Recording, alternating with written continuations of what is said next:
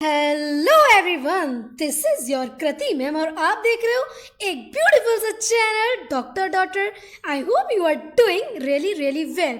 तो आज हम बात करने वाले हैं मेल्टिंग पॉइंट के ऊपर। इस वीडियो के बाद आप अपने 10 मार्क्स को कंफर्म कर लोगे। कैसे 10 मार्क्स को कंफर्म कर लोगे? मेल्टिंग पॉइंट सब बताते हैं। मेल्टिंग पॉइंट का एक फंडा सा क्लियर कि मेल्टिंग पॉइंट एटॉमिक साइज के इनवर्सली प्रोपोर्शनल होता है, लेकिन जैसे ही हम उसको एग्जाम में अप्लाई करते हैं हमारा क्वेश्चन तो गलत हो जाता है। मैं बताने वाली हूँ इस वीडियो के अंदर कि क्यों आपका क्वेश्चन गलत हो जाता है एटॉमिक साइज वाला कॉन्सेप्ट लगाने वाला। क्योंकि मेल्टिंग पॉइंट निकालने के लिए सिर्फ एक ही कॉन्सेप्ट नहीं होता है। मेल्टिंग पॉइंट अगर आपको एलिमेंट में निकालना है तो अलग कॉन्सेप्ट लगता है, अगर एस ब्लॉक में निकालना है तो अलग कॉन्सेप्ट लगता है, अगर पी ब्लॉक में निकालना है तो अलग कॉन्सेप्ट लगता है, और अगर आयनिक कंपाउंड कोवेलेंट कंपाउंड में निकालना है तो अलग कॉन्सेप्ट लगता है। तो मैं सारे इसके अंदर आपको कॉन्सेप्ट बताने वाली हूँ, ट्रिक्स बताने वाली हूँ, ताकि आप अपने बहुत कम टाइम के अंदर अपने मेल्टिंग पॉइंट के क्वेश्चंस को करेक्ट कर कराओ। क्योंकि इधर जो भी बच्चा वीडियो देख रहा है वो बच्चा ये तो है नहीं कि वो उसको सब्जेक्टिव एग्जाम देना है। सभी कॉम्पिटिटिव एग्जाम वाले बच्चे इस वीडियो को देख रहे होंगे, तो ये तो क्लियर है कि कॉम्पिटिटिव एग्जाम में मेल्टिंग पॉइंट की सिर्फ डेफिनेशन तो नहीं आएगी। क्या आएगा? डायरेक्ट क्वेश्चन आएगा। और कोई भी एग्जाम हो, या तो आप नीट का एग्जाम दे रहे हो, अब ऐसा तो है नहीं कि अगर आप मेडिकल की प्रिपरेशन कर रहे हो तो आप सिर्फ नीट का एग्ज़ाम देते हो, नहीं, आप नीट के साथ और भी डिफरेंट टाइप के एग्ज़ाम देते हो, तो आप कहीं ना कहीं तो मेल्टिंग पॉइंट का क्वेश्चन देख ही लेते हो। ठीक है, तो बिना टाइम वेस्ट करे हम स्टार्ट करने वाले हैं मेल्टिंग पॉइंट को, कि कैसे आप एलिमेंट में मेल्टिंग पॉइंट निकालोगे, कैसे आप आयनिक कंपाउंड में मेल्टिंग पॉइंट निकालोगे, कैसे आप कोवेलेंट कंपाउंड में मेल्टिंग पॉइंट निकालोगे। बस कंडीशन यही है कि आपको ये लेक्चर को लास्ट तक देखना होगा। तो अगर वीडियो पसंद आए तो लाइक कमेंट शेयर करना बिल्कुल नहीं भूलना, और हाँ, चैनल को सब्सक्राइब कर लो क्योंकि ये चैनल आपके लिए बहुत ज़्यादा हेल्पफुल रहने वाला है। मेल्टिंग पॉइंट, पहले तो डेफिनेशन ही क्लियर कर लेते हैं कि मेल्टिंग पॉइंट होता क्या है। तो the melting point is the temperature. Melting point एक वो टेम्परेचर है जिस पर सॉलिड लिक्विड के अंदर कन्वर्ट हो जाता है, उसको क्या बोलते हैं? Melting point. मेल्टिंग पॉइंट का मतलब होता है वो टेम्परेचर जिस पर सॉलिड कन्वर्ट हो जाता है। किस में कन्वर्ट हो जाता है? लिक्विड में कन्वर्ट हो जाता है। तो वो टेम्परेचर जिस पर सॉलिड लिक्विड में कन्वर्ट हो जाता है उसी को क्या बोलते हैं? मेल्टिंग पॉइंट बोलते हैं। चलो, ये तो बात हो गई डेफिनेशन की। अब हम मेल्टिंग पॉइंट को निकालना सीखते हैं, मेन पॉइंट पर आ जाते हैं। अगर कोई एलिमेंट दिया हुआ है हमारे पास, उसका हमें मेल्टिंग पॉइंट निकालना है, तो उसमें आप फॉर्मूला क्या लगाओगे? मेल्टिंग पॉइंट जो होता है वो एटॉमिक साइज के इन्वर्सली प्रोपोर्शनल होता है। अब ये वाला कॉन्सेप्ट एस ब्लॉक में तो लग जाता है, लेकिन पी ब्लॉक में ये वाला कॉन्सेप्ट नहीं लगता, क्योंकि एस ब्लॉक में आंसर जाता है एटॉमिक साइज से, लेकिन पी ब्लॉक में आंसर जाता है van der Waal force of attraction से। मेरी बात ध्यान से सुनो। फर्स्ट ऑफ ऑल, पहले आप लोगों का पीरियोडिक टेबल कंफर्म होना चाहिए, आप लोगों ने अच्छी तरह से पढ़ा होना चाहिए, तभी आपको ये समझ में आएगा, अदरवाइज आप नहीं समझ पाओगे। ठीक है, तो अगर मेरी वीडियो नहीं देखी पीरियोडिक टेबल या फिर केमिकल बॉन्डिंग की डिटेल लेक्चर की, तो फटाफट से जाकर देखो। तो एस ब्लॉक में निकालना सीखते हैं मेल्टिंग पॉइंट को। फर्स्ट कैसे निकालोगे? एक ही ट्रिक है, मेल्टिंग पॉइंट एटॉमिक साइज के इन्वर्सली प्रोपोर्शनल होगी। अब इन्वर्सली का मतलब तो जानते हो ना, अगर एक बढ़ रहा है तो एक कम होगा, अगर एक कम हो रहा है तो एक बढ़ेगा, ये मतलब होता है इन्वर्सली का। तो जो मेल्टिंग पॉइंट होता है वो एटॉमिक साइज के इन्वर्सली प्रोपोर्शनल होता है। अरे मैम, इतनी बार आप बता चुके हो, फंडा बताओ। देखो, एस ब्लॉक के हम एलिमेंट्स लेते हैं। फर्स्ट एक ही हम एलिमेंट्स ले लेते हैं, lithium, sodium, potassium, rubidium and caesium. जैसे हम ग्रुप में ऊपर से नीचे आते हैं, आप लोगों को ये तो पता है कि पूरी पीरियोडिक टेबल जो डिज़ाइन की गई है long form of modern periodic table, उसमें जब हम ग्रुप में ऊपर से नीचे आते हैं तो साइज बढ़ता है, एंड जब हम पीरियड में लेफ्ट टू राइट जाते हैं तो साइज कम होता है। यूजुअली बात कर रही हूँ, एक्सेप्शन की बात नहीं कर रही। तो एस ब्लॉक में जब आप ऊपर से नीचे आते हो तो एटॉमिक साइज बढ़ता है। मैंने अभी बताया, अगर एटॉमिक साइज बढ़ेगा तो मेल्टिंग पॉइंट क्या होगा? कम होगा। ये तो हमारा ट्रिक हो गया कि एस ब्लॉक का जब भी आपको कोई भी एलिमेंट दे दे, मान लो आपको 3-4 एलिमेंट दे दे और आपसे पूछ ले, मैं आगे क्वेश्चन कराने वाली हूँ 3-4 एलिमेंट दे दे और आपसे पूछ ले कि बताइए इसमें क्या ऑर्डर रहने वाला है मेल्टिंग पॉइंट का, क्योंकि क्वेश्चन यही आता है कि किसका मेल्टिंग पॉइंट ज़्यादा है। 4 ऑप्शन दे देगा, आपको उसमें से एक टिक करना होगा। तो जब भी एस ब्लॉक आपको नज़र आ जाए, अब एस ब्लॉक आपको पहचानना आना चाहिए कि कौन कौन से एलिमेंट होते हैं, उसके लिए आपको पीरियोडिक टेबल देखना होगा। ठीक है, एस ब्लॉक का अगर कोई भी एलिमेंट आ जाए और उसमें अगर आपको मेल्टिंग पॉइंट का क्वेश्चन हो वो, ठीक है, मेल्टिंग पॉइंट निकालना हो तो कैसे निकालोगे?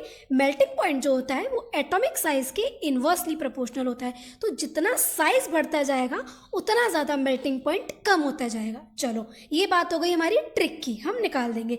लेकिन अब बात कर लेते हैं इसके पीछे छुपे रीज़न की कि आखिर ऐसा क्यों होता है। हमें सिर्फ ट्रिक पर ही ध्यान नहीं देना, कॉन्सेप्ट पर ध्यान देना है। ठीक है, एस ब्लॉक में जैसे कि हम ऊपर से नीचे आते हैं, अभी मैंने बताया कि जैसे हम ऊपर से नीचे आते हैं वैसे वैसे एटॉमिक साइज बढ़ता है। देखो ये क्या है, ये हमारा न्यूक्लियस है, ये सारी शेल्स होती हैं। ठीक है, ये क्या है? शेल्स हैं। ध्यान से देखना, ये क्या है? शेल्स हैं। इन शेल्स के अंदर इलेक्ट्रॉन अपनी फिक्स पोजीशन पर रोटेट करता है।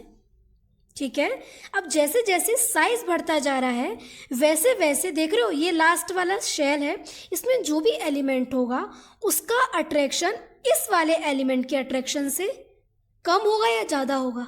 कम होगा, क्योंकि ये पास में एलिमेंट है तो इसका न्यूक्लियस से अट्रैक्शन ज़्यादा है। अब अट्रैक्शन क्यों हो रहा है? पॉजिटिव चार्ज है। किस पर पॉजिटिव चार्ज है? न्यूक्लियस पर। न्यूक्लियस पर पॉजिटिव चार्ज होता है और इस पर शेल के अंदर जो इलेक्ट्रॉन रोटेट करता है उस पर नेगेटिव चार्ज होता है। और ये बात हम लोगों को पता है कि अपोजिट चार्ज ऑलवेज अट्रैक्ट करता है। ठीक है, अपोजिट चार्ज ऑलवेज अट्रैक्ट करता है। तो देखो ये हमारी शेल्स दी हुई हैं, इधर भी इलेक्ट्रॉन रोटेट कर रहा होगा, इधर भी इलेक्ट्रॉन रोटेट कर रहा होगा, इधर भी इलेक्ट्रॉन रोटेट कर रहा होगा और इधर भी इलेक्ट्रॉन रोटेट कर रहा होगा। लेकिन जो ये वाला एलिमेंट है या फिर ये वाला जो इलेक्ट्रॉन है ये डायरेक्टली कनेक्ट नहीं है न्यूक्लियस से, तो इसका अट्रैक्शन ज़्यादा है। तो क्या ये इजीली इलेक्ट्रॉन को निकालने देगा? नहीं निकालने देगा। क्यों नहीं निकालने देगा? अपोजिट चार्ज है, क्योंकि न्यूक्लियस पर पॉजिटिव चार्ज होता है और इलेक्ट्रॉन पर नेगेटिव चार्ज होता है। तो इनका बहुत ही स्ट्रॉन्ग बॉन्डिंग है। ठीक है, जिसकी वजह से ये इलेक्ट्रॉन इजीली नहीं निकाल पाएगा। लेकिन जैसे जैसे साइज बढ़ता है, जैसे जैसे साइज बढ़ता है वैसे वैसे देखो इलेक्ट्रॉन भी बाहर की शेल्स में नहीं आता जा रहा। अगर बाहर की शेल्स में आता जा रहा है तो उसका न्यूक्लियस से अट्रैक्शन क्या हो गया है? कम हो गया है। तो जब न्यूक्लियस से अट्रैक्शन कम हो गया तो इजीली इलेक्ट्रॉन निकल जाएगा, और अगर इजीली इलेक्ट्रॉन निकल जाएगा तो उसका मेल्टिंग पॉइंट भी कम नहीं लगेगा। क्योंकि अगर मान लो कोई इलेक्ट्रॉन है वो न्यूक्लियस के पास है तो उसको ज़्यादा मेल्टिंग पॉइंट देना पड़ेगा, और अगर कोई इलेक्ट्रॉन ज़्यादा का साइज बड़ा है तो उसका अट्रैक्शन कम है तो उसको मेल्टिंग पॉइंट कम देना पड़ेगा। इसलिए जब हम ग्रुप में ऊपर से नीचे आते हैं तो साइज बढ़ता है, साइज बढ़ने से मेल्टिंग पॉइंट क्या हो जाता है? कम होता है। तो ये बात कर रहे हैं हम एस ब्लॉक की। ठीक है, अब हम निकालना सीखते हैं पी ब्लॉक में हम कैसे निकालेंगे। तो थोड़ा इसको मैं क्लीन कर लेती हूँ बोर्ड को। ठीक है, चलो अब बात करते हैं पी ब्लॉक की। बच्चे क्या करते हैं, इस कॉन्सेप्ट को पी ब्लॉक के अंदर भी लगा देते हैं और फिर उनका क्वेश्चन गलत हो जाता है, फिर वो पहचान ही नहीं पाते कि हमने कहाँ से गलती करी है। मुझे भी पता है, मैंने भी ये गलतियाँ करी हैं पहले। ठीक है, लेकिन अब आपको ये गलती मैं नहीं करने दूंगी। तो देखो पी ब्लॉक में, एस ब्लॉक में तो निकालते हैं एटॉमिक साइज से, लेकिन पी ब्लॉक में हम मेल्टिंग पॉइंट निकालते हैं। कैसे निकालते हैं? देखो पी ब्लॉक में जब हम ऊपर से नीचे आते हैं, नो डाउट ग्रुप में चाहे एस ब्लॉक में जाएं या फिर डी ब्लॉक में जाएं, पी ब्लॉक में जाएं, साइज बढ़ता है। बट पी ब्लॉक में जाने पर, ऊपर से नीचे जाने पर साइज बढ़ता है। साइज बढ़ने से यहाँ पर मॉलिक्यूलर वेट बढ़ता है। मॉलिक्यूलर वेट जो होता है वो डायरेक्टली प्रोपोर्शनल होता है van der Waal force of attraction से। मॉलिक्यूलर वेट डायरेक्टली प्रोपोर्शनल होता है van der Waal force of attraction से। तो जैसे जैसे मॉलिक्यूलर वेट बढ़ रहा है वैसे वैसे von der Waal force of attraction भी बढ़ रहा है। जैसे जैसे मॉलिक्यूलर वेट बढ़ रहा है वैसे वैसे von der Waal force of attraction बढ़ रहा है। अगर मॉलिक्यूलर वेट जिसका ज़्यादा है तो उसको मेल्टिंग पॉइंट ज़्यादा नहीं देना पड़ेगा। मान लो एक हमने डायमंड को ले लिया, अब डायमंड जो होता है हार्डेस्ट, नेचुरल हार्डेस्ट मटेरियल में से आता है, तो उसको हमें ज़्यादा मेल्टिंग पॉइंट नहीं देना पड़ेगा। अगर हमें उसको लिक्विड में कन्वर्ट करना है तो उसको ज़्यादा मेल्टिंग पॉइंट देना पड़ेगा। तो पी ब्लॉक में हम आंसर देते हैं कि जब हम ग्रुप में ऊपर से नीचे आते हैं तो क्या बढ़ता है, मॉलिक्यूलर वेट बढ़ता है। मॉलिक्यूलर वेट के बढ़ने से von der Waal force of attraction बढ़ता है। अगर मॉलिक्यूलर वेट बढ़ रहा है, van der Waal force of attraction बढ़ रहा है तो मेल्टिंग पॉइंट भी बढ़ेगा। तो क्लियर हो गया। एलिमेंट का बता रही हूँ, कंपाउंड अभी स्टार्ट नहीं करे हैं मैंने। एस ब्लॉक का अगर कोई एलिमेंट दे दिया है, उसमें अगर आपको मेल्टिंग पॉइंट पूछा है तो कैसे निकालोगे, एटॉमिक साइज से निकालोगे, जो कि इन्वर्सली प्रोपोर्शनल होता है। सेम अगर एलिमेंट दिया है लेकिन वो एलिमेंट कौन से ग्रुप का है, अगर वो पी ब्लॉक का है तो वहाँ पर चेंज हो जाएगा मेल्टिंग पॉइंट का, वहाँ पर आप निकालोगे von der Waal force of attraction से। इसलिए एस ब्लॉक में जब हम ऊपर से नीचे आते हैं तो मेल्टिंग पॉइंट कम होता है। क्यों कम होता है, क्योंकि एटॉमिक साइज बढ़ रहा है। लेकिन यही क्वेश्चन पी ब्लॉक में रिवर्स हो जाता है। जब हम पी ब्लॉक में एलिमेंट्स में ऊपर से नीचे आते हैं तो क्या होता है, मॉलिक्यूलर वेट बढ़ता है। मॉलिक्यूलर वेट के बढ़ने से von der Waal force of attraction बढ़ता है, और अगर von der Waal force of attraction बढ़ रहा है तो मेल्टिंग पॉइंट भी बढ़ेगा। ठीक है, चलिए अब बात कर लेते हैं कंपाउंड्स की। देखो, मेटल और नॉन मेटल्स की बात कर लेते हैं कि मेटल्स का ज़्यादा होगा या फिर नॉन मेटल्स का ज़्यादा होगा। मेटल एंड नॉन मेटल्स में से मेटल्स का मेल्टिंग पॉइंट ज़्यादा होता है। क्यों ज़्यादा होता है, क्योंकि उनकी मेटेलिक बॉन्ड स्ट्रेंथ ज़्यादा होती है। ठीक है, अब बात करते हैं आयनिक कंपाउंड और कोवेलेंट कंपाउंड। क्या मुझे कोई भी स्टूडेंट्स ये बताएगा कि आयनिक कंपाउंड कैसे बनता है और कोवेलेंट कंपाउंड कैसे बनता है? जल्दी बताओ, कोई बताएगा? कोई बात नहीं, मैं बताती हूँ। आयनिक कंपाउंड जो होता है वो कैसे बनता है, मेटल और नॉन मेटल के मिलने से बनता है, और जो कोवेलेंट बॉन्ड होता है वो नॉन मेटल और नॉन मेटल के मिलने से बनता है। ठीक है, आयनिक बॉन्ड का मेल्टिंग पॉइंट ज़्यादा होता है, कोवेलेंट का मेल्टिंग पॉइंट कम होता है। ये सब सुनते आ रहे हैं लेकिन किसी को इसका रीज़न नहीं पता होता, क्योंकि आज तक मेल्टिंग पॉइंट, बॉइलिंग पॉइंट के क्वेश्चन सभी रटते हुए आते हैं, है ना।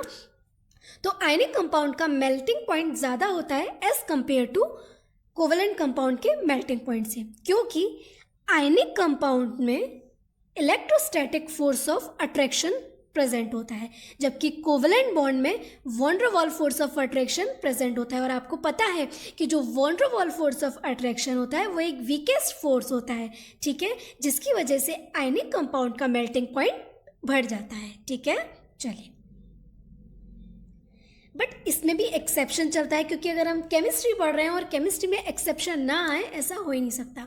फर्स्ट ऑफ ऑल एलिमेंट का क्लियर हो गया। अगर एस ब्लॉक का एलिमेंट दिया है तो आप मेल्टिंग पॉइंट निकाल दोगे, पी ब्लॉक का एलिमेंट दिया है तो आप मेल्टिंग पॉइंट निकाल दोगे von der Waal force of attraction से। अगर एक आयनिक कंपाउंड दिया है, एक कोवेलेंट कंपाउंड दिया है, तो आयनिक कंपाउंड का मेल्टिंग पॉइंट ज़्यादा होगा, इसमें कोई भी एक्सेप्शन नहीं है। लेकिन कुछ पॉइंट्स में एक्सेप्शन है, उसकी बात करते हैं। Usually ionic and covalent compound में से आयनिक कंपाउंड का मेल्टिंग पॉइंट ज़्यादा होता है due to electrostatic force of attraction, due to high electrostatic force of attraction. लेकिन कुछ एक्सेप्शन होते हैं जो कोवेलेंट होने के बाद भी आयनिक से ज़्यादा मेल्टिंग पॉइंट शो करते हैं। क्यों शो करते हैं? क्योंकि वो नेटवर्क सॉलिड बना लेते हैं। कैसे नेटवर्क सॉलिड? फॉर एग्जाम्पल, आपके पास एक थ्रेड है, ठीक है, आपके पास एक थ्रेड है, वो मान लो एक सिंगल थ्रेड है, लेकिन आप लोगों ने वो देखा है बोरियां, जो ब्राउन कलर की बोरियां आती हैं जिसमें बहुत सारे सामान आते हैं, वो भी थ्रेड से ही बनी होती है ना, वो भी थ्रेड से ही बनी होती है, लेकिन वो क्या हो जाती है, बहुत ज़्यादा कंजक्स्टेड हो जाती है, जिसकी वजह से मान लो एक थ्रेड से उसको कंपेयर करते हैं, एक थ्रेड है और एक बोरी है, तो उसमें वही एक नेटवर्क सॉलिड बन जाता है। इसकी वजह से जो कोवेलेंट मॉलिक्यूल में कुछ एक्सेप्शन होते हैं जिनका मेल्टिंग पॉइंट आयनिक कंपाउंड से भी ज़्यादा हो जाता है। ठीक है, कौन कौन से वो कंपाउंड है? फर्स्ट है डायमंड, सेकेंड SiC जिसको कार्बोरेंडम के नाम से जानते हैं, थर्ड B4C जिसको नॉर्वाइट के नाम से जानते हैं, SiO2 सिलिका, सिलिका का जो क्वार्ट्ज फॉर्म होता है वो नेटवर्क और कोवेलेंट मतलब नेटवर्क फॉर्म में पाया जाता है, जिसकी वजह से इसका मेल्टिंग पॉइंट बढ़ जाता है। नेक्स्ट है Bn जिसको बोराजॉन के नाम से जानते हैं, इसको इनऑर्गेनिक ग्रेफाइट भी बोलते हैं। ठीक है, अब बात करते हैं ऑर्डर ऑफ हार्डनेस की। सबसे ज़्यादा मेल्टिंग पॉइंट पूरी केमिस्ट्री में किसका होता है? सबसे ज़्यादा होता है डायमंड का। डायमंड को नेचुरल हार्डेस्ट मटेरियल के नाम से जाना जाता है। इसके बाद होता है B4C। B4C को आर्टिफिशियल हार्डेस्ट मटेरियल के नाम से जाना जाता है। और जो ये B4C होता है ना, जो बुलेट प्रूफ जैकेट्स बनाते हैं उसमें नॉर्बाइट का ही यूज़ किया जाता है। इसके बाद SiO, मैंने बोला क्वार्ट्ज की जो सिलिका फॉर्म होती है उसका मेल्टिंग पॉइंट आयनिक कंपाउंड से भी ज़्यादा हो जाता है। क्यों ज़्यादा हो जाता है? रीज़न पूछेगा कि SiO एक कोवेलेंट कंपाउंड है बट इसका मेल्टिंग पॉइंट आयनिक कंपाउंड से क्यों ज़्यादा है। ये पूरा क्वेश्चन में लिखा हुआ आएगा पूरी लैंग्वेज में कि SiO एक कोवेलेंट कंपाउंड है लेकिन इसका मेल्टिंग पॉइंट आयनिक कंपाउंड से ज़्यादा होता है। 4 ऑप्शन दे देगा रीज़न बनाकर। क्या रीज़न दोगे? फर्स्ट, क्लियर, क्या रीजन दोगे? Due to network solid formation, ठीक है। एंड सबसे कम होता है Al2O3 का। अब बात करते हैं order of melting point in crystalline solid. Molecular solid का सबसे कम होता है, इससे ज़्यादा होता है मेटेलिक सॉलिड का, इससे ज़्यादा होता है आयनिक सॉलिड का और सबसे ज़्यादा होता है नेटवर्क और कोवेलेंट सॉलिड का, क्योंकि ये नेटवर्क की फॉर्म में अपने आप को अरेंज कर लेते हैं जिसकी वजह से इनका मेल्टिंग पॉइंट बढ़ जाता है। और आयनिक सॉलिड का क्यों ज़्यादा होता है मेटेलिक सॉलिड से? क्योंकि आयनिक बॉन्ड में क्या पाया जाता है? Due to high electrostatic force of attraction. अगर किसी को ये नहीं पता है तो प्लीज़ पहले आप अपने बेसिक क्लियर करो, ठीक है। मॉलिक्यूलर सॉलिड में भी 2 फोर्स होते हैं, एक होता है हाइड्रोजन बॉन्ड और एक होता है वॉन डेर वाल। क्या मुझे कोई बताएगा कि हाइड्रोजन बॉन्ड कब बनता है एंड वॉन डेर वाल कब बनता है? ट्रिक बताऊं, सुनो ध्यान से सुनना ट्रिक। हाइड्रोजन बॉन्ड तभी बनेगा जब फोन के साथ डायरेक्टली हाइड्रोजन अटैच होगा। फॉर एग्जाम्पल वाटर है, ठीक है, वाटर है तो यहाँ पर ये देखो, ये जो हाइड्रोजन है ये ऑक्सीजन से डायरेक्टली कनेक्ट है, तो ये क्या है? हाइड्रोजन बॉन्डिंग होगी, बिल्कुल होगी। और ऐसे हाइड्रोजन को एक और बात बता देती हूँ, ऐसे हाइड्रोजन को बोलते हैं एसिडिक हाइड्रोजन, ठीक है। जब हाइड्रोजन डायरेक्टली फोन से अटैच होती है, फोन का मतलब होता है फ्लोरीन, ऑक्सीजन एंड नाइट्रोजन। क्यों फोन से ही क्यों बोला गया मैम? और इतने भी तो एलिमेंट हैं, क्या उनमें इलेक्ट्रोनेगेटिविटी नहीं होती? बिल्कुल होती है बच्चों, लेकिन जो फोन होता है फ्लोरीन, ऑक्सीजन एंड नाइट्रोजन, इसके अंदर मोर इलेक्ट्रोनेगेटिव पावर होती है क्योंकि इनकी En बहुत ज़्यादा होती है, तो ये अपने पास इलेक्ट्रॉन को खींचने की अपनी तरफ इनकी टेंडेंसी भी बहुत ज़्यादा हो जाती है, ठीक है। तो जिसके साथ फोन के साथ डायरेक्टली अगर कनेक्ट है तो उधर हाइड्रोजन बॉन्डिंग होगी और अगर डायरेक्टली कनेक्ट नहीं है तो उधर हाइड्रोजन बॉन्डिंग नहीं होगी। उसमें कौन सा फोर्स होगा? Van der Waal force of attraction, ठीक है। चलिए, अब वॉन डेर वाल में भी 2 आते हैं, पोलर एंड नॉन पोलर। तो उसका ऑर्डर कुछ इस टाइप से है। सबसे ज़्यादा होती है हाइड्रोजन बॉन्ड की। क्यों ज़्यादा होती है? रीज़न भी बता रही हूँ क्यों हाइड्रोजन बॉन्ड की ज़्यादा होती है, क्योंकि ये डायपोल का फॉर्मेशन कर लेते हैं जिसकी वजह से हाइड्रोजन बॉन्ड का मेल्टिंग पॉइंट बढ़ जाता है। तो सबसे ज़्यादा होती है हाइड्रोजन बॉन्ड की, उससे कम होती है पोलर मॉलिक्यूलर सॉलिड की एंड सबसे कम होती है नॉन पोलर मॉलिक्यूलर सॉलिड की। तो रिवाइज करते हैं अभी तक जितना पढ़ा। अगर एलिमेंट का क्वेश्चन आया है और अगर वो एलिमेंट एस ब्लॉक का है तो कैसे क्वेश्चन निकालोगे? एटॉमिक साइज के, जिसमें मेल्टिंग पॉइंट एटॉमिक साइज के इन्वर्सली प्रोपोर्शनल होगा। अगर एलिमेंट पी ब्लॉक का दिया हुआ है तो कैसे क्वेश्चन निकालोगे? वहाँ पर चेंज हो जाएगा, वहाँ पर मॉलिक्यूलर वेट से आंसर दोगे। जितना ज़्यादा मॉलिक्यूलर वेट बढ़ेगा उतना ज़्यादा van der Waal force of attraction भी बढ़ेगा, और अगर van der Waal force of attraction बढ़ रहा है तो मेल्टिंग पॉइंट भी बढ़ेगा। ये तो बात हो गई एलिमेंट की। इसके बाद बात करते हैं आयनिक कंपाउंड की एंड कोवेलेंट कंपाउंड की। तो इसमें आयनिक कंपाउंड का मेल्टिंग पॉइंट ज़्यादा होता है कोवेलेंट कंपाउंड से। क्यों ज़्यादा होता है? Due to high electrostatic force of attraction, ठीक है। अब बात करते हैं, अब हमने कंपैरिजन करा था, एलिमेंट का कर लिया, आयनिक और कोवेलेंट का कर लिया।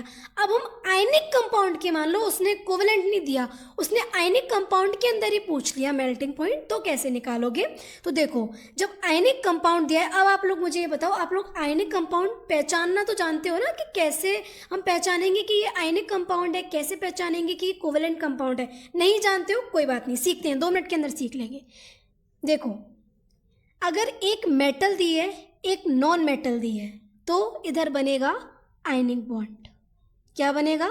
Ionic bond. देख रहे हो, इधर पॉजिटिव चार्ज आ रहा है, इधर नेगेटिव चार्ज आ रहा है। तो जब मेटल और नॉन मेटल से मिलकर बनता है वो होता है आयनिक बॉन्ड, और जब नॉन मेटल और नॉन मेटल से मिलकर बनता है वो होता है कोवेलेंट बॉन्ड। तो बात कर रहे हैं हम फिलहाल आयनिक बॉन्ड की। तो आयनिक बॉन्ड में मेल्टिंग पॉइंट कैसे निकालोगे?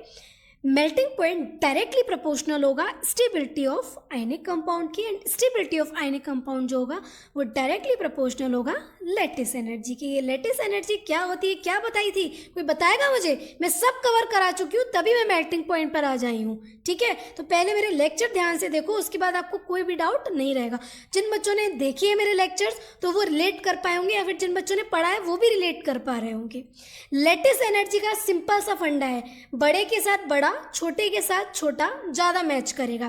फॉर एग्जाम्पल, अगर कोई छोटा बच्चा है तो उसकी सबसे ज़्यादा किससे पड़ती है? छोटे बच्चे से पड़ेगी ऑब्वियसली, बड़े बच्चे से तो पटेगी नहीं। और अगर कोई टीनेजर वाला बच्चा है तो उसकी टीनेजर वाले बच्चे से ही ज़्यादा पटेगी, उसकी छोटे बच्चे से तो नहीं पटेगी। बस बस बस यही होता है लैटिस एनर्जी का कॉन्सेप्ट।